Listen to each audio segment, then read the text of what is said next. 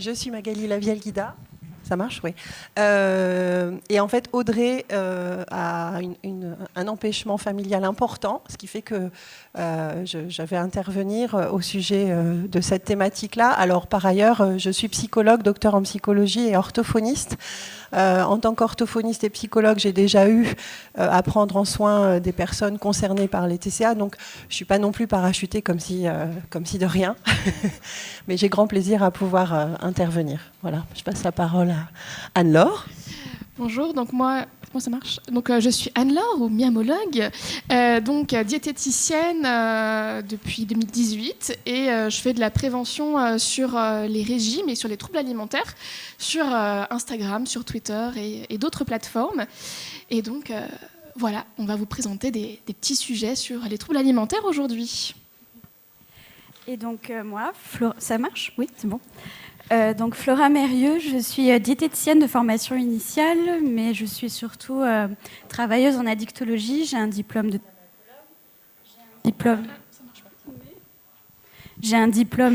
d'addictologie, d'éducation thérapeutique, voilà. Et je traite justement des troubles alimentaires et beaucoup de prévention auprès des jeunes, auprès des parents. Voilà. Et ça fait 10 ans que je fais ça déjà, le petit coup de vieux. Ok. Avant de parler de l'influence des réseaux sociaux sur les troubles alimentaires, est-ce que vous pourriez nous expliquer ce qu'est un trouble alimentaire, de quoi on parle ? Ouais. Alors en fait, un trouble alimentaire, ça va être une conduite alimentaire qui va être perturbée par une obsession de la nourriture, une obsession du poids, une obsession de l'apparence qui est en général négative. C'est pas une vision positive de son corps qu'on a. Et on va avoir des dérèglements qui vont intervenir au quotidien. On va avoir des pratiques qui vont changer et des croyances qui vont changer. Et normalement, on a un petit diapo qui va intervenir. Oui, ça va venir. Donc, on a quand même 4 familles globales de troubles alimentaires. On a l'hyperphagie, qu'on confond souvent avec le grignotage, mais ce n'est pas du tout pareil. On a la boulimie, on a l'anorexie, et on a aussi tout ce qu'on appelle les TCA atypiques. On va parfois dire qu'une personne n'est pas anorexique parce qu'elle est grosse, ce qui est complètement faux. On travaille justement ses pensées. Donc, voilà. Donc, on a les 4 grandes familles ici. Oui. Dans les TCA atypiques, c'est à partir du moment où il y a une souffrance à s'alimenter, à manger en public, à manger avec des collègues, à manger en repas de famille, ne serait-ce que de s'alimenter avec des personnes, ça peut même être problématique. Mais ça peut être aussi la peur de grossir, le fait qu'il y ait beaucoup... Dans les TCA atypiques, par exemple, ce qu'on rencontre souvent, c'est les compulsions alimentaires, où c'est pas totalement de l'hyperphagie ni de la boulimie parce qu'il n'y a pas d'effet compensatoire, mais il va y avoir ce rythme de restriction, compulsion, restriction. Plus on va se restreindre, plus quand on va craquer, ce ne sera pas sur un morceau de salade, ce sera sur des produits qu'on s'interdit en général.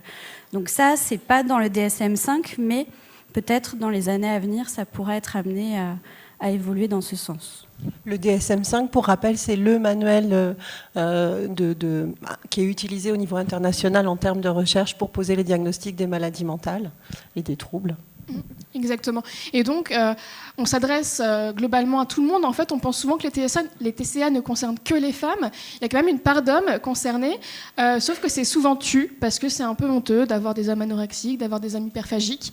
C'est quand même un comportement encore vu comme très féminin. Est-ce qu'il faudrait essayer de casser cette image, puisqu'il y a quand même beaucoup d'hommes concernés, beaucoup plus qu'on ne le pense. On n'a pas beaucoup de chiffres, parce qu'il y a quand même beaucoup de déni sur les chiffres. Il y a quand même beaucoup de personnes aussi qui ne le savent pas, qui ne vont pas consulter pour ça, en se disant que c'est une question de volonté et qui ne sont pas assez forts pour ça. Donc voilà, il faudrait aussi casser ces idées qu'il n'y a que les femmes qui sont concernées, même si les femmes sont concernées en majorité. Alors, elles viennent d'où ces idées alors ? Magali, peut-être toi, je ne sais pas. Qui est mieux placé pour répondre à cette question ? Parce que voilà, pourquoi ? Voilà. Alors en fait, ça vient beaucoup quand même des régimes qu'on voit partout, que les femmes, il faut qu'elles perdent 5 kilos avant l'été, qu'il faut perdre aussi 30 kilos en 5 mois ou des choses comme ça. Les troubles alimentaires, ça a quand même été beaucoup lancé par cette mode des régimes qu'on voit sur tous les magazines féminins et qu'on voit de plus en plus du coup sur notre thème sur les réseaux sociaux. Ça a changé de support, mais c'est quand même bien présent partout. Et auprès des hommes, c'est surtout dans le milieu sportif qu'on rencontre dans nos patients... ils sont vraiment issus du milieu sportif pour le coup. Et pour ajouter, en fait, c'est souvent dans le milieu sportif parce qu'il y a une conduite à avoir, en tout cas en termes de coaching par rapport à la performance sur sa diététique. Et après, il y a des déviations des comportements qui deviennent justement plutôt addictifs. C'est ça, ça part toujours en fait d'un comportement qui est plutôt serein, plutôt sain, de se dire faut que je fasse un petit peu attention à ci, il faut que je fasse attention un peu à ça. Mais en fait, ça devient, ça prend le contrôle sur absolument tout. C'est plus juste je fais attention à bien boire de l'eau, c'est faut que je boive ça en eau, sinon ça va vraiment pas le faire. C'est vraiment obsédant et ça prend le pas sur tout le reste en fait de la vie. Donc voilà.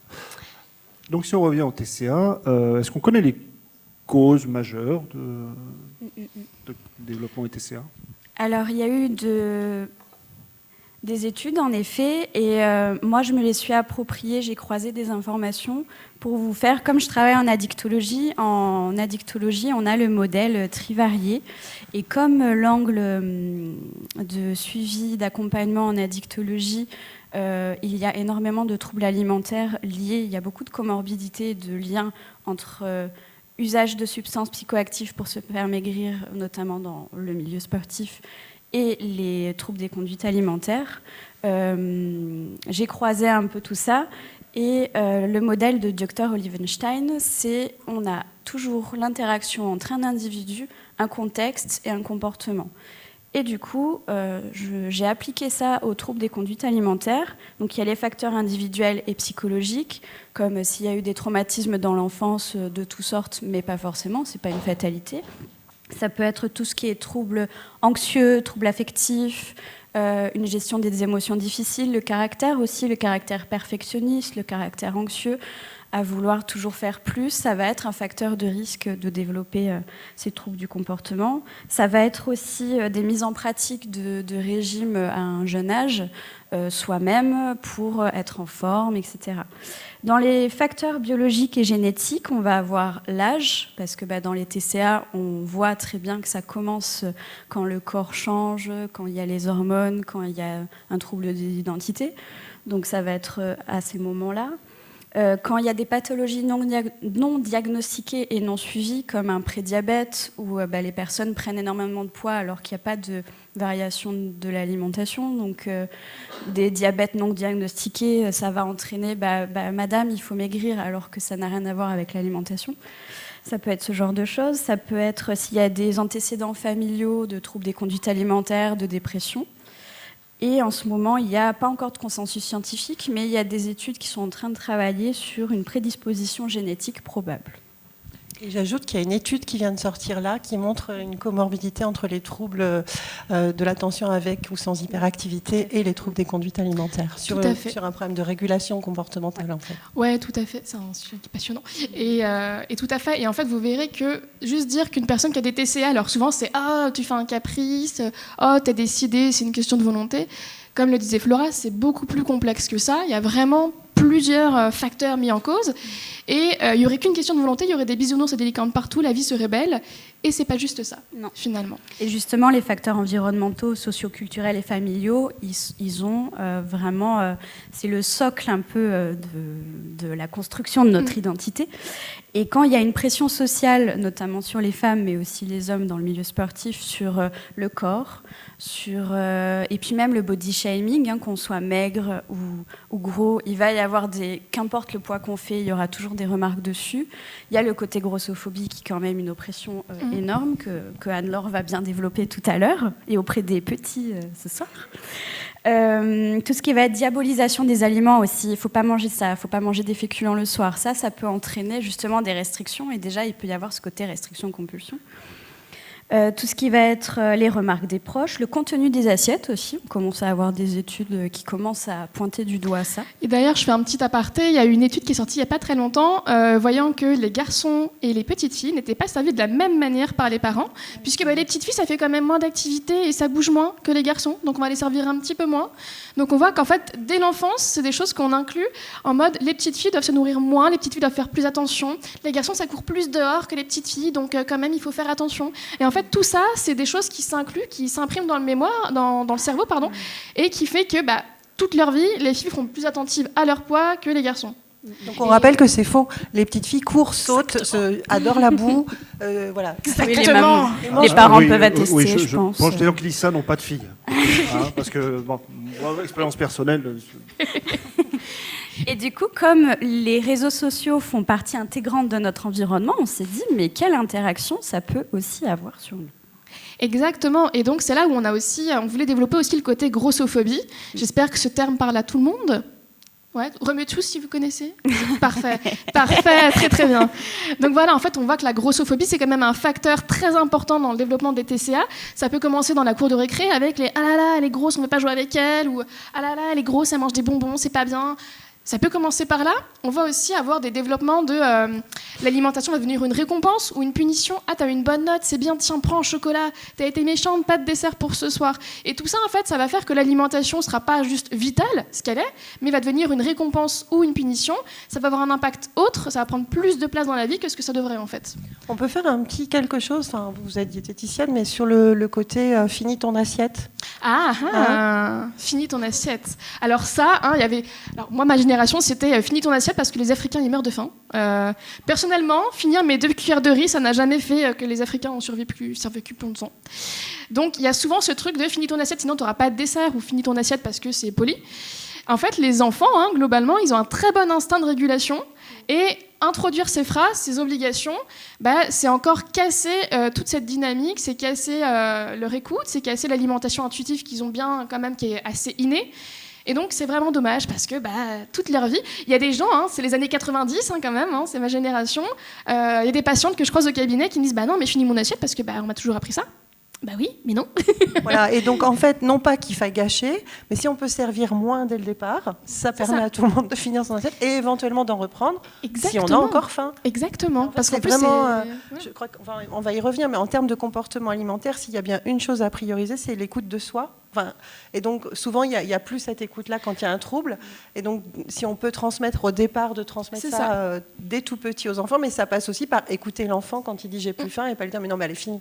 Exactement, parce qu'en fait les troubles alimentaires, après l'écoute, de toute façon, on n'arrive plus à s'écouter, écouter ses sensations, ça n'a plus vraiment de sens, puisqu'elles sont toutes biaisées en fait. C'est un des objets de la thérapie. Après, j'aurais une nuance à apporter sur le côté, il y a une régulation innée de la satiété, mais pas forcément de l'appétence vers tel ou tel produit. Il faut quand même réguler les goûts sucrés, salés, amers, etc. Mais sur l'appétit et la satiété, par contre, ils arrivent à se réguler, les enfants. S'ils ont plus faim, c'est qu'ils ont plus faim. Donc voilà, en tout cas, on voit que la grossophobie a occupé une grosse part, parce qu'il y avait des enfants qui ont été mis au régime dès tout petit. Ah oui, votre fille elle est trop grosse, mettez-la au régime, surtout les filles quand même. Ou alors c'était dès l'adolescence, Flora tout à l'heure parlait des changements corporels, on voyait des jeunes filles qui, une fois la puberté passée, on leur demandait de faire attention à leur alimentation, de contrôler leur poids. Et en fait tout ça, ça s'incruste bien dans la vie et ça reste en fait. Et c'est là où en fait la grossophobie, parce que dès qu'on voit quelqu'un qui a des formes, on se dit ah là là, mon Dieu, il est gros, il va être malade, alors qu'en fait ça ne veut pas dire qu'être gros ne veut pas être malade, en fait. Il y a des gens qui sont minces et qui sont malades aussi, qui ont des infarctus, voilà. Donc ça arrive aussi. Donc cette croyance est complètement biaisée, complètement fausse, et il faudra arrêter de relier tout le temps alimentation et poids, puisque ça ruine ensuite le comportement alimentaire. Ok. Alors, on avait promis de parler de réseaux sociaux à un moment donné. On va sur le questionnaire. Ouais. Donc, vous avez créé un questionnaire que vous avez diffusé un peu partout, qu'on va découvrir. Moi, je serais intéressé, dans la salle, qui a vu le questionnaire et vous y avez répondu? On l'avait diffusé sur Twitter, sur Instagram et sur LinkedIn. C'est un questionnaire pour voir un peu vos constats quand vous êtes sur les réseaux sociaux. Ils n'y sont pas de toute évidence. Comment? Ils n'y sont pas de toute évidence. Non. Ça a été mis entre mars et avril. Ouais, on l'a mis il y a un petit moment quand même. Il y a quand même eu combien de répondants? Plus de 600? Il y a eu plus de 600 répondants. Ah si, on a fait même. Facebook aussi. Oui, aussi. Oui. Mais on pourra aussi vous transmettre les données. Donc là, c'est pas totalement le sujet. On vous donnera de toute façon sur le réseau de Miamologue, je pense, les résultats plus en détail. En fait, on a fait des constats nous-mêmes et on voulait les vérifier avec des vraies données, parce que c'est bien beau ce qu'on pense, mais on ne connaît pas tout. Donc on a vraiment interrogé et on a eu un panel quand même de 600 répondants avec des âges quand même assez variés. On a eu de 13 à 80 ans à peu près, je crois. Donc, pas beaucoup de jeunes, mais quand même un petit peu. Ça représente des petites réponses. Donc, voilà, on tenait... Déjà, se dire que réseau social, c'est pas forcément Instagram, TikTok, etc. À partir du moment où il y a des interactions, ça peut être même sur WhatsApp, il y a des stories maintenant. Sur YouTube, il y a des réels. Enfin, voilà, maintenant, le réseau social, c'est pas que ce qu'utilisent les jeunes, ça peut être aussi les groupes WhatsApp, etc. Et donc, on a eu plus de 600 réponses. Et il y avait plusieurs questions sur déjà, est-ce qu'en naviguant sur les réseaux sociaux, sans avoir un objectif de voir du contenu alimentaire, est-ce qu'on en voyait ? Et c'est très souvent le cas. Dans 99% des cas, des répondants, ils trouvent des contenus alimentaires, des conseils recettes, des publicités, juste en scrollant, sans avoir forcément fait de recherche dessus. Et donc voilà, en fait, notre question, c'était surtout qu'est-ce que vous voyez et qu'est-ce que vous appliquez ? Et ensuite, est-ce que si vous l'appliquez, vous le conseillez à d'autres ? La globalité de la réponse nous a quand même un petit peu choqués. Beaucoup ont dit oui, on l'applique, ça a un retentissement souvent négatif, mais on le conseille quand même aux gens. Donc le bilan est quand même pas fou, hein, et on a demandé quand même quelles étaient les pratiques qu'ils mettaient qu'ils mettaient le plus en pratique. On a le merveilleux jeûne intermittent qu'on a vu ça, c'est à la grande mode. Des centaines de fois. C'était dans près de 500 réponses sur les 600. Ouais, quand même, c'était un bon paquet de fois. On a vu aussi, vraiment, les grosses réponses, c'était le jeûne intermittent, l'arrêt des féculents, les compléments alimentaires et le déficit calorique. Globalement, et en fait, même si ça a eu des retentissements négatifs, les gens disent « Ah ouais, c'était super aux autres ». Et ils le recommandent, et donc ça se diffuse de plus en plus. Et j'ai eu l'exemple ce matin, et voire hier, parce que j'ai fait un petit truc sur Twitter, où je dis aux gens, voilà, comment faire attention, entre guillemets. Et il y en a en dessous, non, sinon, il faut créer un déficit calorique, il faut faire plus de sport, il faut faire plus de ça. Mais... Donc, on essaie de casser ces idées. Et il y en a quand même qui viennent en dessous des contenus, qui vulgarisent, qui expliquent, casser tout ça encore une fois. Donc, c'est vraiment des idées qui sont répandues partout. Et les gens, même sans aucune connaissance, ils se disent, je mange, donc je sais. Et donc, ou alors c'est je mange, j'ai fait ça, ça a marché, donc ça va marcher pour tout le monde. Et donc ça s'inclut vraiment bien partout, quoi. Et c'est un des problèmes par rapport à l'influence des réseaux sociaux, c'est que, en fait, même si c'est négatif, c'est transmis quand même. Ouais. Et donc l'idée là, c'est vraiment donc si on peut apporter 2-3 nuances autour des jeûnes intermittents. C'est ça. Voilà, C'est ça. on va le faire. Et sur l'idée aussi que, moi, ce que j'aimerais vraiment faire passer, c'est qu'il faudrait réussir à... Mais c'est tout le problème des réseaux sociaux, à tenir compte de soi. Voilà, donc réussir à prendre les informations, ok, il y en a vraiment beaucoup qui circulent, mais c'est un des phénomènes d'influence psychosociale que et quand on est jeune et qu'on est ado, donc il faut réussir après à la maison en tant que parent ou à rappeler que la priorité... Puis c'est là aussi le côté réseaux sociaux où les gens vont nous confier quelque chose, c'est en story, on est dans son lit, dans son canapé ou quoi, on fait confiance à la personne. Manger, c'est quand même un sujet assez intime, parce qu'on mange tous les jours, 3 à 4 fois par jour. Donc c'est quelque chose qui nous concerne tous. Et forcément, quand quelqu'un va nous parler de ça, ça va nous toucher. Et on va se dire, ah oui, puis l'alimentation, c'est toujours un petit peu émotionnel aussi. Hein, ça rattache toujours à des histoires autres. Donc on va porter attention à ça et se dire, ah pourquoi pas, c'est vrai. Et justement, on avait à la fin du questionnaire une question sur les personnes qui, donc plus ciblées, si vous avez un trouble alimentaire, si vous avez une relation difficile avec l'alimentation, comment vivez-vous justement ces contenus alimentaires ? Et plus de la moitié, 59,4%, qui ont des troubles, estiment que les contenus sur l'alimentation ont un retentissement négatif et plutôt négatif sur leurs troubles. Donc ça a tendance à renforcer ce côté culpabilité, ce côté moi je mange pas aussi bien qu'elle, moi je suis pas aussi mince qu'elle, ah mince, le jus de citron le matin il paraît que ça brûle plus facilement les calories. Enfin vraiment il y a des choses qui... Dans les commentaires, c'était vraiment de la culpabilité quand ils voyaient des recettes healthy, etc. On a vu aussi, il y avait des professionnels qui comparaient tel produit et tel produit, genre non, mange pas ça, c'est vraiment pas bien, mange ça, c'est mieux. Et donc, il y a des gens sur le questionnaire et dans ma pratique aussi qui m'ont fait, en fait, ça, j'ai arrêté d'en manger parce que tout le monde a dit que c'était pas bon. Non, en fait, c'est n'importe quoi. C'est pas l'aliment qui est embêtant, c'est souvent, comme on dit, la quantité qui fait le poison. Et donc, voilà, c'est des choses qui sont vraiment très imbriquées et qui se mettent dans toutes les petites fissures du quotidien, quoi. Oui, et sachez qu'en tant que diététicienne, l'équilibre alimentaire, il se fait pas sur un repas. pas sur une journée, même pas sur une semaine. Nous, c'est des cycles de minimum 3 semaines quand on fait. On le redit, 3 semaines. Voilà, ouais, c'est minimum. Donc c'est pas parce que, en fait, ça c'est le but de nos entretiens motivationnels avec les patients, les patientes, les usagers, usagères. C'est pas parce qu'il y a un repas ou même 3 ou même 4 que ça va. Vous allez prendre 5 kilos d'un coup. Enfin, le métabolisme, il fonctionne pas comme ça. Métabolisme, c'est des fois vous entendez parler des gens qui disent lors des fêtes de Noël, c'est j'avais 3 kilos le lendemain sur moi, ce n'est métaboliquement pas possible. Ça met beaucoup plus de temps. La lipogénèse, elle met plus de temps que ça. C'est pas possible. Donc voilà. Non, juste si vous pouviez, enfin je dis vous parce que vous êtes diététicienne, mais si on pouvait une bonne fois pour toutes arrêter de considérer le sucre comme un produit toxique, oui. s'il vous plaît. Oui, alors on entend souvent que je suis addict au sucre, le sucre c'est une drogue. Je pense qu'on fera un sujet là-dessus l'année prochaine.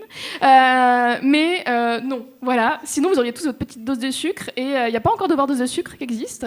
Donc non, ce n'est pas une drogue. Vous pouvez en consommer alors avec modération parce que ça abîme les dents, parce que c'est pas terrible pour la santé, c'est vrai. Mais on peut en consommer un petit peu tous les jours. Il n'y a pas de mal à ça. Ça fait partie de la vie en fait aussi. C'est utile, non, un peu au niveau. Oui, le cerveau il aime bien les glucides et les muscles aussi. Les lipides, enfin, les graisses quoi. Donc puisqu'on est là-dessus, d'autres gros préjugés qui reviennent tout le temps, gros bullshit, voilà, le top 5 ou le top ce que vous voulez sur les plus gros bullshit. Il y en a plein, hein. C'était un des tops. Ouais. Oui, alors sachez qu'en centre d'addictologie où je travaille sur Toulouse, personne ne pousse les portes du XAPA en disant je suis accro au sucre. Jamais. Voilà. Par contre, ils viennent en disant j'ai des problèmes d'alimentation et en plus je fume et je prends de la cocaïne pour perdre du poids. Voilà, ça va être des choses comme ça, mais personne ne vient pour dire je suis accro au sucre, j'ai des problèmes. Par contre, quand on travaille avec eux et elles, c'est en fait, on diabolise tellement le sucre. Et quand on parle de sucre, c'est vraiment produits ultra transformés. Moi, je leur fais un peu changer le terme. C'est les produits ultra transformés qui donne justement ce côté très appétant. Et là, en effet, ça va jouer sur le système récompense, qui fait que, quand on a très faim, on va préférer un burger qu'une salade avec une petite vinaigrette, parce que le corps réclame en fait plus de calories. Et comme c'est quelque chose qu'on s'interdit, il y a vraiment ce côté un peu auto-sabotage qu'on travaille après au niveau psychologique. Ouais. C'est ça, c'est le principe de la restriction cognitive. On intègre des choses comme bonnes et des choses comme mauvaises. Et on tient bon jusqu'à ce qu'on tienne bon, on tient bon jusqu'au moment où ça tient plus et ça casse en fait. Et voilà. Et donc dans le top 3, donc, il y a le sucre et il y a aussi les féculents, ces méchants aliments qui font grossir. Il faut arrêter le pain et les pâtes et tout ça parce que vraiment ça fait grossir tout le temps. Donc il faut casser cette idée aussi que les aliments font grossir. Le vinaigre au petit-déj. Ouais, c'est vrai. Le vinaigre à jeun. Boire du vinaigre. Un verre de vinaigre et tout ira mieux dans votre vie de toute façon. Le jus de citron. Le mot détox. Ouais, la détox est revenue beaucoup aussi. Les mots détox est revenu aussi, c'est vrai. Le radis noir pour détoxifier après les fêtes. La cure de bouleau au printemps, là c'est la période, allez-y. Alors si jamais vous n'arrivez pas à détoxer, vraiment, normalement vous n'êtes pas ici, vous êtes à l'hôpital et prise en charge. Normalement tout le monde détoxe. On va rappeler qu'on a des organes pour, comme un foie. Ouais, c'est ça. Le meilleur détox, c'est le foie. Voilà, le foie, la peau et les reins, globalement, ils enlèvent tout ça. Donc, il faut leur faire confiance. Sinon, vous ne seriez pas là. Vous ne tiendriez pas debout, en fait. Donc, après, qu'est-ce qu'il y a d'autre aussi? L'index glycémique, la révolution glycémique. Ça aussi, ça a été pendant le Covid. Je vois Marie-Ange Barbier qui se cache. Ouais, l'index glycémique aussi, ça a été beaucoup repris. Alors que l'index glycémique, ça dépend du contenu alimentaire. S'il y a des fibres dans l'assiette, l'index glycémique, bien sûr, qu'il baisse. Parce que les fibres, ça fait comme une éponge. Alors là, je vulgarise très grossièrement, parce que je décortique un peu les choses. Mais les fibres dans le bol alimentaire, ça gonfle au contact de l'eau, ça fait un peu éponge, donc ça va forcément ralentir le transit. Donc si vous voulez baisser, si vous avez envie, je sais pas, d'un paquet de granola, si vous mangez des fruits et des légumes avec, l'index glycémique va baisser. Donc ce n'est pas la peine de que viser juste des produits à IG bas. Parce que des fois, c'est pas très digeste en plus, parce que passer de pain blanc à du pain complet, les premiers jours, ça va ballonner un petit peu. Et le dernier thème qui était ressorti beaucoup, c'était l'alimentation protéinée, puisque l'activité physique augmente beaucoup, on prête de plus en plus attention à ça, à prendre du muscle, à prendre de la masse. Et donc, c'était quelque chose qui ressortait avec des shakers de protéines. Et il y avait aussi un petit peu, mais c'était une problématique un peu différente sur les protéines animales ou végétales, comment faire. Il y a des gens qui ont vu que des contenus en leur disant « Arrêtez de manger de la viande, c'est pas bon de manger de la viande, mangez que des protéines végétales ». J'ai envie de dire, chacun fait ce qu'il veut. On n'est personne pour dire quoi que ce soit. On peut informer, mais on ne va pas dire aux gens de faire ci ou de faire ça. Les gens sont assez grands pour prendre leurs propres décisions.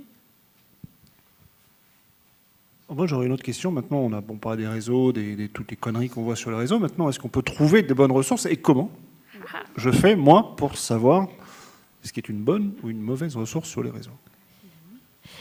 Eh bien, il y a beaucoup de moyens. Alors là, on en rentre dans ce qu'on appelle dans la réduction des risques et dans comment identifier une source fiable, c'est ça, exactement. Et on va parler de compétences psychosociales. Oui, déjà, en prévention en addicto, que ce soit alimentaire ou des produits comme l'alcool, puisque même en tant que diététicien, je ne sais pas pour toi, mais moi, dans mon BTS de diététique en 2009, c'était 2 verres de vin par jour, c'est riche en tanins. Bof. Quand j'ai fait le DU addicto, j'ai fait OK. Donc ça reste une drogue en fait. Donc il y a quand même de la prévention, même au niveau des études, des professionnels, que ce soit médical, paramédical. Mais développer les compétences psychosociales, ça se fait à tout âge. Donc développer notamment l'esprit critique. L'OMS donne plusieurs groupes, donc gestion des émotions, être habile dans ses relations interpersonnelles. Ça va être avoir une pensée critique, avoir une pensée créative, savoir dire non, arriver à dire non quand on a une pression sociale aussi, que ce soit sur l'alcool, mais même sur l'alimentation. C'est tu te resserres déjà. C'est comment arriver à surmonter ce genre de remarques, et notamment sur les réseaux sociaux quand on est tout seul face à des influenceurs qui disent mais moi depuis que je fais ça c'est génial, je me sens beaucoup mieux, je suis en forme. Ça va être aussi là je pense aux adolescentes à la cantine quand on va manger des pâtes et du pain et l'autre qui va dire ah là là tu manges tout ça, t'es sûre parce que moi franchement je vais être belle pour cet été. C'est des phrases qui vous paraissent bêtes mais qu'on entend dans les selfs, qui sont très alarmantes quand même parce qu'ils sont jeunes. Et donc, en fait, les compétences psychosociales, ça va être réussir à répondre à cette personne de « non, mais c'est normal parce que ça sert à ça, ça sert à ça. » Ok. Et voilà, le débat, il est fini. Plutôt que de se laisser embourber là-dedans et sans savoir si ce qui est dit est vrai ou faux. En addictologie, les compétences psychosociales, c'est un outil qui a été révélé efficace scientifiquement. Donc ça peut s'appliquer justement aux troubles des conduites alimentaires. Donc ça tend vers ça. C'est un des piliers en fait. C'est-à-dire que d'une façon générale, les comportements, les troubles du comportement qui vont avec l'addiction, bien souvent en fait, une des façons de réussir à résister, c'est justement de pouvoir en société ou dans son environnement résister à une forme d'influence. À partir du moment où on a pris conscience du trouble, effectivement, ça n'a rien à voir avec la volonté. Il y a vraiment cette idée de comment résister à l'influence de l'environnement et comment réussir à réguler, comment trouver des pirouettes ou des réponses adéquates. Et puis, des sources fiables, en fait, qui permettent d'argumenter solidement. Donc, c'est aussi... Pour vous donner un exemple, je vais prendre l'exemple d'une patiente que j'ai en tête qui, pendant le confinement, elle s'est dit « Ah, je vais suivre TikTok parce que je m'ennuie ». Elle a fait plus de sport et elle a mangé entre gros guillemets, mieux.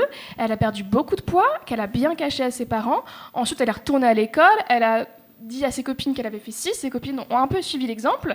Et ses parents ont dit « Oh là là, mon Dieu, qu'est-ce qui se passe ?» Donc, elle est venue me voir.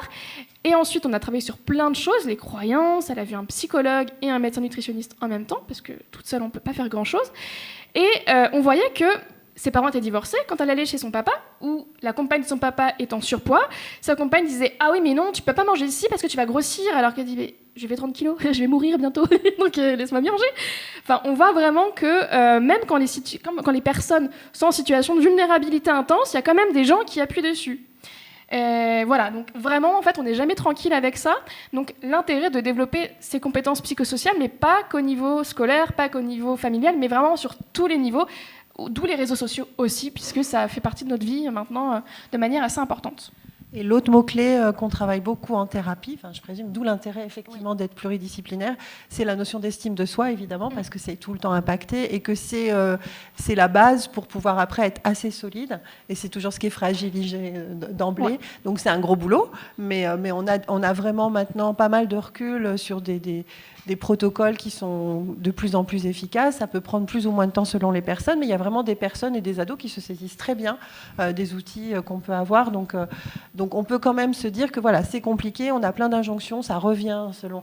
Mais si on est bien suivi, il y a vraiment une efficacité maintenant des prises en soin. Et des compétences parentales également. Oui, voilà. Aussi. Quand on ne peut pas faire une prévention efficace sur les enfants si on ne développe pas les compétences parentales aussi sur ce plan-là. Et ça, c'est un peu tout l'enjeu de mon travail en prévention, c'est d'arriver à attraper les parents, qui n'est pas que les enfants. C'est ça, parce qu'en fait, les enfants, eux, ils subissent les croyances des parents. Et donc, alors, on a vu tout le côté négatif des réseaux sociaux, mais quand même, il n'y a pas que du négatif. Il faut aussi le dire quand même, qu'il y a tout ce qui est positif. En fait, on peut informer sur les réseaux sociaux sur l'alimentation sans le dire le yaka faucon, sans dire faites ci, faites ça. Enfin, vraiment, il y a une manière d'informer. Donc, pour informer, faut juste bien vérifier ses sources. Faut pas avoir le discours yaka faucon. Faut expliquer en fait. Les gens sont pas bêtes. Vous n'êtes pas bêtes. Il faut expliquer comment ça fonctionne. Et ensuite, on estime que vous êtes assez compétent pour prendre vos propres décisions. On peut faire le pari de l'intelligence sur les réseaux sociaux, c'est un challenge, mais je pense qu'on peut le gagner tous ensemble. Et ce que je voulais dire aussi, alors là c'est plus le côté orthophoniste, mais moi j'ai reçu pas mal de patients qui vont avoir des particularités au niveau de la dysphagie ou qui vont avoir des troubles de dysoralité qui vont être liés plus ou moins à de l'autisme ou à d'autres particularités. Et quel que soit le trouble, il y a une des choses qu'on peut travailler en amont en tant que parent, c'est la sensorialité en fait. C'est le fait de sentir, de goûter, de travailler les textures. C'est des choses qu'on oublie parce qu'en fait on a complètement développé ça de manière implicite et on le retravaille. Alors notamment par exemple avec le Covid, il y a plein de gens qui ont perdu l'odorat. Voilà. Et donc ça a été remis à l'ordre dans les protocoles de soins parce qu'il fallait le travailler spécifiquement. Mais du coup en le travaillant spécifiquement pour le Covid, je l'ai réintégré dans plein d'autres types de propositions. Et je pense que je voulais en tout cas faire passer ce message-là, de ne pas oublier, de sentir en fait, des choses qu'on ne fait plus, qui peuvent vraiment aider, du coup, parce qu'il y a certains aliments où en fait, ils ont pas beaucoup d'odeur. On parlait d'hamburger, c'est pas très complexe en fait. Et donc rien que ça, les enfants ils peuvent être très sensibles à ça. Il y a plein de lotos des odeurs, il y a plein de choses à faire. On peut sentir les fleurs. Enfin voilà, on peut revenir à une sensorialité. Donc les réseaux ils apportent des choses, mais on est vraiment des êtres aussi où on peut revenir à ça assez facilement. Il faut juste y penser. Donc c'est un peu l'idée de mon propos. Il y a même des influenceurs, influenceuses qui jouent sur cette alimentation intuitive. Voilà, on peut toujours. Ouais. Ils utilisent en plus même le terme rééquilibrage alimentaire. Il a été tellement repris, ça ne veut plus rien dire. Le rééquilibrage alimentaire, maintenant, c'est même un régime. Quand j'ai vu les pratiques de mes patientes, j'ai fait un rééquilibrage et quand elles m'expliquaient ce qu'elle avait pris, c'était du déficit calorique. Donc, non, même moi, j'arrive même plus à l'utiliser, ce terme, parce qu'en fait, il a tellement été pris, repris, retravaillé. Moi, j'ai quand même remarqué que rééquilibrage suivi de quelque chose qui est autre chose qu'une roue de bagnole, il faut se méfier. Ouais. C'est une bonne synthèse. C'est grave. Est-ce qu'on passe aux questions du public ? On voulait juste finir avec un petit point parce qu'on a parlé beaucoup de comptes négatifs. On a affiché quelques comptes de père aidance. La père aidance, en fait, c'est des personnes qui ont été concernées, qui se sont formées pour accompagner des personnes malades. Alors, toutes les trois sont informées qu'on a parlé d'elles aujourd'hui. Toutes les trois sont OK. Donc voilà, au moins c'est fait. Et c'est des comptes vraiment très bienveillants qui font pas juste ah oui, ça va bien se passer, qui vraiment vous expliquent le fonctionnement du corps, des troubles alimentaires, et vous donnent quelques pistes pour s'en sortir. Et elles sont formées, pour le coup. Voilà. Et elles mettent beaucoup justement de déconstruction d'idées. Ça peut, vu que les adolescents sont sur les réseaux sociaux, autant être sur ces supports aussi pour contrebalancer les fake meds, les alimentations un peu... dites intuitives, rééquilibrage, qui utilisent des termes de médecins, de paramédicaux. Donc, elles, justement, elles peuvent contrebalancer. Donc, moi, je sais que ces personnes-là, pour les connaître et les suivre, c'est des contenus, en tout cas, pour l'instant, bienveillants. Après, on ne sait jamais comment les personnes évoluent. Mais en tout cas, pour l'instant, c'est assez safe. Et ce que je conseille aussi, en tout dernier, après, on fait les questions-réponses, c'est le docteur Dominique Adèle Cassuto, qui est médecin endocrinologue à Paris, qui a fait un super livre sur Silhouette, mon ami, mon ennemi, qui est vraiment top. Ça peut être pour les adultes, mais surtout les parents. Elle déconstruit un peu l'idée de l'IMC, l'indice de masse corporelle, qui, comme son nom l'indique, est un indice, ce n'est pas une vérité absolue. L'IMC, à la base, c'est un indicateur qu'on utilise en milieu hospitalier et dans le cadre médical. Ce n'est pas l'IMC, ce n'est pas l'esthétique, ce n'est pas. Sinon, les rugbyman, ils sont considérés comme obèses selon l'IMC, alors que la composition du corps n'est pas forcément que de la masse graisseuse. Donc voilà. Et en fait, elle déconstruit toutes ces idées-là et comment en discuter avec les enfants. C'est très imagé. Il y a des petites formes de BD, il y a des petits mots croisés. Enfin, vraiment, je vous invite à aller Est-ce voir. qu'il est disponible à Londres Blanche? Non, pas du tout. Je ne sais pas, en tout cas. On peut aller voir. Allez voir. C'est une édition écolo, en plus. C'est Il est La assez Martinière. Voilà. Il est assez facile à trouver, Ouais. dans tous les cas. Voilà. Et après, on va parler de prévention du mésusage des écrans, comment se servir d'un réseau social, etc. Voilà. Nous, c'est bon. Est-ce qu'il y a des questions? Plein, je m'en doutais, c'est pour ça que... Par contre, je vais te prendre ton micro, vous voulez le partager, parce que là, les questions, si je garde pas un micro, je ne contrôle plus rien. Déjà que ça va être compliqué. Par qui je commence? Ah, ok. Bon, si c'est l'anniversaire. Alors, joyeux anniversaire, ça me fait plaisir de t'offrir la première question. Merci. Oui, donc c'est cool que vous veniez de parler du seuil d'obésité. Je voudrais savoir si c'était possible de savoir exactement, par rapport à la masse graisseuse plutôt, mais donc exactement c'est quoi les risques, quel est le pourcentage d'augmentation des risques cardiovasculaires et tout ça qui sont liés, parce que j'ai aucune idée. Enfin, en fait, je reçois des infos contradictoires de tout le monde, et donc je sais pas trop. J'aimerais bien avoir des choses plus scientifiques. Et pareil, quand des gens disent des trucs grossophobes, moi j'ai envie de leur répondre et de les tacler un petit peu, mais c'est difficile parce que j'aimerais bien avoir plus de sources scientifiques. Et donc, voilà, est-ce que vous pouvez nous donner quelques chiffres? Voilà. Alors, au niveau des chiffres, c'est un peu difficile, parce qu'en fait, si tous les humains mangeaient de la même manière et tout, ce serait vachement plus simple. Mais on sait que les risques de maladies cardiovasculaires, de cancer ou quoi sont augmentés quand il y a quand il y a une masse graisseuse assez importante. C'est au-delà de... Ouais, c'est au-delà de 26%, c'est ça, du corps. Voilà, donc après... 30 pour les femmes, pardon, 30 pour les femmes. Donc voilà. Après, c'est difficile d'avoir des vrais chiffres parce que il y a beaucoup de facteurs qui rentrent en compte. En fait, il y a les traitements qui rentrent en compte, il y a le sport, il y a l'alimentation. On parle de masse graisseuse, mais il y a aussi la masse musculaire qui rentre en compte. Il y a aussi, est-ce qu'il y a des pathologies, est-ce qu'il y a de la génétique? Il y a beaucoup de facteurs qui rentrent en compte. Après, pour les propos grossophobes, il y a plusieurs manières de faire. Soit on ignore, parfois ça passe. Extinction du comportement. Voilà. Soit on a un petit comportement passif-agressif qui peut marcher aussi, en mode regarde-toi avant de me regarder et ça va bien se passer. Ou si quelqu'un commande votre assiette, regarde-toi, occupe-toi de tes fesses et ça va bien se passer aussi. Et si vraiment ces comportements sont révélés assez toxiques, s'éloigner de ce groupe de personnes peut être aussi une bonne solution. Pour les sources et pour des chiffres souvent actualisés, je vous recommande les dossiers INSERM, qui souvent sont vraiment bien faits, qui regroupent qui essayent de faire les synthèses des dernières études internationales avec les experts des domaines. Donc, si vous voulez vraiment des éléments sur l'obésité morbide, sur quelles conséquences, enfin voilà, les dossiers INSERM, d'une façon générale sur la santé, sont plutôt vraiment bien faits et étayés. Puis il y a les références. Donc, Mais en tout cas, être gros ne veut pas dire forcément être en mauvaise santé. Et être mince ne veut pas dire forcément être en bonne santé. Et je termine pour mon côté addicto. Et moi, tu vois, je suis un peu plus nuancée que toi sur... Moi, je pose des questions ouvertes. Pourquoi cette question? Il y a des soucis? Moi, je renvoie sur... Je fais effet miroir. Moi, j'aime bien ça. Quand on me dit « Mais tu vas manger que ça ?» Pourquoi tu me poses cette question? Tu t'inquiètes pour mon appétit? C'est trop gentil. Moi, je fais ça maintenant. Donc, c'est vous qui voyez la méthode qui vous convient le mieux en fonction de votre caractère.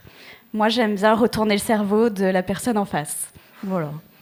Mais ça peut être aussi passif-agressif. Mais je sais qu'elle est un peu plus tout feu, tout flamme que moi. Voilà. Après, quoique, non, je vais laisser d'autres questions. Super, c'est ce que j'allais dire. Voilà. Allez, je bascule de l'autre côté de l'hémicycle. Bonjour, merci beaucoup pour ces échanges, cette table ronde qui est hyper intéressante. Comme beaucoup de personnes, j'ai souffert pendant plusieurs années de troubles du comportement alimentaire assez sévères. Aujourd'hui, j'en suis globalement sortie, mais il me reste des mécanismes psychologiques, notamment de comparaison avec les autres. Et je me demandais s'il y a des études qui permettent de dire quelles sont des thérapies qui aident à sortir de ce genre de réflexes où il n'y a plus forcément de problématiques alimentaires derrière. C'est une première chose que je voulais vous entendre dessus. Et deuxième, je suis maman d'une petite fille qui a 7 ans et je vois l'affiliation qu'il y a derrière cette problématique alimentaire. Quels sont des réflexes basiques qu'il faut avoir en tant que parent pour ne pas transmettre ça? Merci beaucoup. Alors, tu voudrais en parler aussi? Oui. Ouais. En addicto, on a des personnes qui ont plus de la trentaine, quarantaine, et du coup, guérir d'un TCA, passer un certain âge, c'est compliqué. On parle de rétablissement et on parle de vivre avec pour éviter justement les remontées. C'est vraiment des vagues par moments différents, des deuils, des événements de vie qui font que des fois, comme pour les addictions, ça revient. Donc là, ce sont des thérapies brèves, des thérapies cognitives et comportementales qui peuvent aider. Donc ça peut se faire avec psychologue, diététicienne formée, pour justement, quand il y a des pensées automatiques qui ont tendance à revenir, que vous analysez, c'est hop, on va travailler cette pensée automatique et voir par quelle pensée alternative. C'est très cognitif en fait, c'est voir comment on peut déjouer ça. Et du coup... Et hop. Et donc en termes de thérapie, je recommande les thérapies ACT, Acceptance Commitment Therapy. C'est les thérapies par acceptation et engagement, où on réfléchit beaucoup à ses valeurs, ses émotions. Et il y a, j'ai pas en tête les dernières méta-analyses, mais il y a une vraie efficacité autour de ce travail-là. Ouais. Donc il faut essayer de trouver des thérapeutes formés à l'acte. Et du coup, pour les enfants, vraiment, éducation nutritionnelle classique, en fait. Hein. Ça va être dur de contrer, ça va être dur de contrer un peu vos habitudes, mais ça va être comment composer une assiette. Alors, moi, j'aime bien utiliser la méthode des couleurs, des gommettes. Tu vois, il faut un petit peu de tout, sinon t'as pas assez de force, sinon t'as mal au ventre, sinon t'as ci, sinon t'as ça, sinon t'as mal aux dents. Voilà, des petites choses comme ça, mais parsemées par-ci, par-là. Et l'école viendra un petit peu derrière vous aider aussi.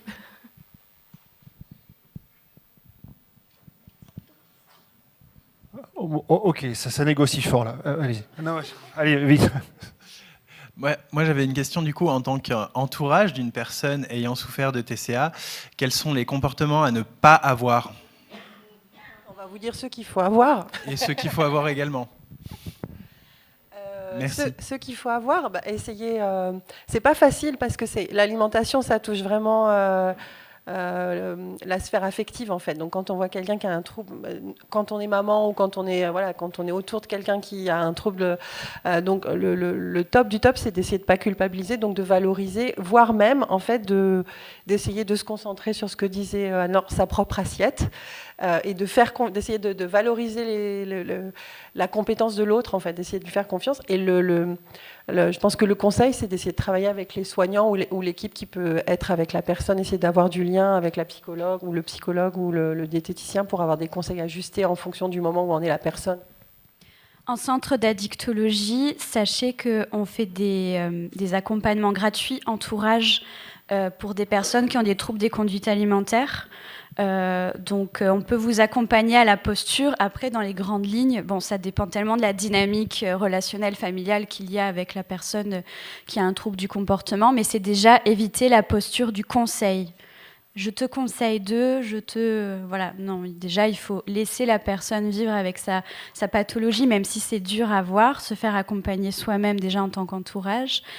Et je dirais aussi, comme la personne, vous la voyez partir aux toilettes ou vous la voyez, elle ne veut pas manger en public, etc., ça fait partie de sa gestion aussi de la maladie, donc pas la contrecarrer ça, ne pas l'empêcher d'eux, mais plus quand une fois que, en fait, dans les troubles alimentaires, il y a vraiment ce côté, notamment hyperphagie et boulimie, il y a ce côté culpabilité après l'acte, ça va être là, surtout le rôle de l'entourage, ça fait partie des symptômes, je suis là pour toi, je peux t'écouter, je peux t'accompagner s'il y a besoin d'aller quelque part, c'est vraiment avoir une posture d'aidant, mais je sais que c'est compliqué, c'est facile à dire. Je ne sais pas si ça suffit comme réponse. Ouais, et je sais que c'est pas évident, mais ça c'est pareil avec on a beaucoup d'entourage sur alcool, et c'est je lui cache ses bouteilles d'alcool. Non, il faut surtout pas faire ça. Ça va augmenter la pratique et la restriction, et c'est contre-productif. Ouais. En fait, c'est pour ça que les TCA sont de plus en plus accompagnés dans l'angle des addictions, parce que c'est exactement les mêmes mécanismes et c'est exactement les mêmes thérapies et accompagnements. En fait, il y a une histoire de régulation comportementale à travailler, et donc je pense qu'une des pistes intéressantes pour les aidants, c'est d'essayer d'avoir des propositions de sortie, des propositions alternatives d'augmenter la qualité de vie autrement, en fait, si la personne peut s'en saisir, hein, mais voilà, d'essayer de penser la vie autour, quoi, et de décentrer sur la problématique. C'est facile à dire, mais ça se travaille. Ouais.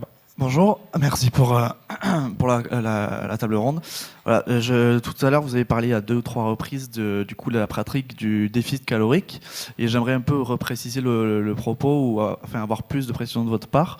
Il m'a semblé que vous le placiez dans une pratique qui n'était peut-être pas saine, et je voulais savoir si, dans une volonté saine de perte de poids, moi je me place, de mon point de vue, je me dis, sur le principe même, ça doit marcher. Du coup, j'aimerais des précisions de votre part. En fait, le déficit calorique, c'est une des manières de perdre du poids, hein. En fait, la manière dont c'est promu sur les réseaux sociaux, c'est passer à 1200 calories.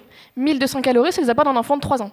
Voilà. Alors qu'en fait, un vrai déficit bien fait, qui n'engage pas d'effet yo-yo, qui est sécurisant, tout ça, c'est on fait un déficit de 200-300 calories par jour, gros max, quoi, hein. Et encore, déjà 300, je trouve que c'est beaucoup. Mais voilà, donc un déficit, ça se fait, mais c'est pas non plus en évitant des aliments, c'est pas non plus en évitant des catégories d'aliments, c'est en gardant tous les aliments qu'on a tout le temps, qu'on aime, mais en revoyant un peu la proportion dans l'alimentation. D'accord. Ok, merci. Nous, ce qui nous pose plus souci, c'est vraiment le côté, le promouvoir, comme si c'était quelque chose qui pouvait s'appliquer pour tout le monde. Une personne diabétique, un déficit calorique, c'est catastrophique. Pour quelqu'un de bien portant, aucun souci. Mais voilà, ça dépend c'est tellement individuel, et il faut savoir que les régimes, nous, ce qu'on apprend parce qu'on apprend en diététique les régimes hypocaloriques, les régimes protéinés, mais c'est censé être sous prescription médicale dans un cadre bien précis. Mais le problème, c'est que les médias s'emparent de ces... Comme le régime keto, qui à la base, c'est pour l'épilepsie, mais qui a été repris par les médias, par les influenceurs, comme une perte de poids, donc quelque chose de miraculeux. Bonjour, merci pour votre intervention. Je voulais poser une question, ça a été vite fait aborder, mais sur les régimes végé-vegan, je pense que ça peut être souvent associé à des TCA, notamment sur les réseaux sociaux, il y a plein de comptes healthy, plant-based, machin. Mais en même temps, c'est aussi des valeurs éthiques, morales, tout ça. Je veux savoir, dans vos pratiques, est-ce que vous avez des gens qui viennent vous consulter pour avec ce genre de problématique-là? Et est-ce que vous formez à la nutrition végétale pour pouvoir les accompagner? Voilà. Alors moi, oui, je me suis formée à la nutrition végétale. Alors, en fait, c'est une question intéressante. En fait, les changements alimentaires ne sont pas toujours néfastes, c'est la manière dont c'est fait. Si c'est trop radical, si du jour au lendemain, on se dit « je mange plus de ci, je mange plus de ça », si ça impacte vraiment la santé, il y a une perte de poids trop rapide, en fait, là, ça impacte la santé, et c'est là où, en fait, on voit l'effet néfaste. Mais bien entendu, une personne... En fait, le régime végétarien, ça peut être une porte d'entrée dans les TCA, mais pas que. Hein. C'est aussi très important pour l'écologie et la planète. Mais ça peut être une porte d'entrée parce que la personne va se dire je vais manger que ça. Ça va être aussi les Nutri-Score. On a vu les gens, je mangeais que du Nutri-Score A, par exemple. Enfin voilà, c'est pas l'ingrédient qui est un problème, c'est vraiment je mange que ça. Mais une personne qui vient, oui, je mange que végétarien, j'ai perdu beaucoup de poids et en plus on voit qu'il y a des troubles alimentaires, on va pas aller dans le contresens. On va pas dire bah non, vous mangez que du bœuf et c'est fini. On va prendre ça en considération parce que si on va à l'encontre de ce qu'elle veut, bah, ça ne va pas marcher déjà. Et ensuite, on va construire des vraies connaissances là-dessus pour qu'il y ait un régime végétarien ou vegan qui soit scientifiquement valide, que la santé ne soit pas abîmée par rapport à ça. Et je propose de prendre une dernière question, comme ça on va éventuellement faire un mot de la fin et libérer pour faire la transition. Marie-Ange. Alors, on m'entend ? Moi, j'aimerais faire de la pub pour le compte de Nutrition et Zététique, puisqu'on est au REC. Puisqu'il aborde tout un tas de croyances alimentaires. Donc on a parlé du sucre, donc il a fait un truc magnifique sur le sucre. D'ailleurs, ça a fait l'objet d'un live, en tout cas d'une émission à la Tronche en Biais, ou alors à la menace théoriste. Enfin bon, peu importe, c'était avec Thomas Durand. La question qui concernait l'IMC qui va bien, le taux de masse grasse, etc. Et les remarques de l'entourage, moi ça me fait penser à de la grossophobie médicale aussi. Et je pense que ça serait un super sujet pour l'année prochaine, faire ça avec les No Fake Med par exemple, je proposerais. Parce qu'il y a un moment donné aussi, on indexe toujours la santé au poids. Alors quand on rajoute la santé au poids, l'écologie au poids, l'apparence au poids, la désirabilité au poids, il y a un moment donné où ça ne peut que foutre un bazar pas possible. Donc le compte de NuTZ, il est vachement bien aussi parce qu'il a, il a parlé de l'influenceuse qui boit du vinaigre avant chaque repas. Voilà. Et qui a vendu 500 000 bouquins depuis sa sortie, qui a sorti une 2e édition et qui est passé comme Saltman sur l'émission Une époque formidable. Donc ce serait bien que G. Milgram il s'y penche aussi. Voilà, j'ai fini. C'était pas une question. Moi, je finirais par... Parfait, Marie-Ange, tout à fait. C'est pas parce que quelqu'un a de l'influence, a un nombre d'abonnés très important ou fait des bouquins que c'est quelqu'un de compétent. Merci beaucoup.